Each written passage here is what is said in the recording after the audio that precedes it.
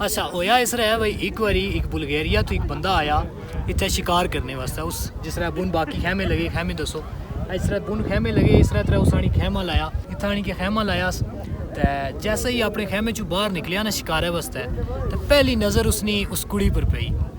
तो वो पहली नज़र ही उस कुड़ी की तकिया, उस कुड़ी नाल प्यार रही गया। उसने कोल जाना, उसने नाल गल करना। तो कुड़ी उसकी आनी भाई पहले तो की जो बंदा कदे असा इतना तकिया नहीं इस इलाके तू कुण है, तेरा नां क्या है, कुदरों आए। उस दसिया, उस आख्या मैं बुल्गारिया तो आया, माड़ा नां गंगा है। तो उस आख्या तुसा ना क्या नां है, कुड़ी को पूछा। तो कुड़ी एवं मजाहत नहीं आखी चढ़िया जी माड़ा नां चोटी है।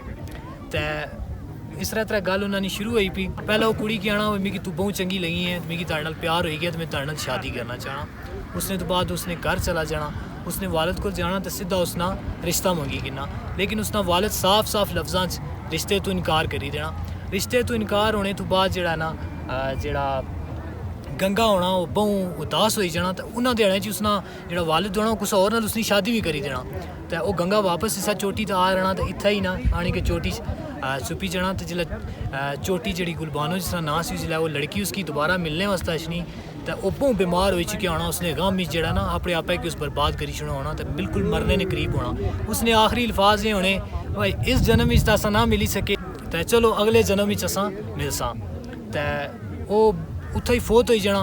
तो नाल ही इस तरह लोग बाने भाई वो जी लड़की सी उस भी इस जेह्ड़े उप्पर टाके न साढ़े उधर सुहावेदार जेलमदार गुजरखान आली साइड दर तुस तक्को ना मैदानी इलाके इस तरह टाके न बड़े बड़े उच्चे।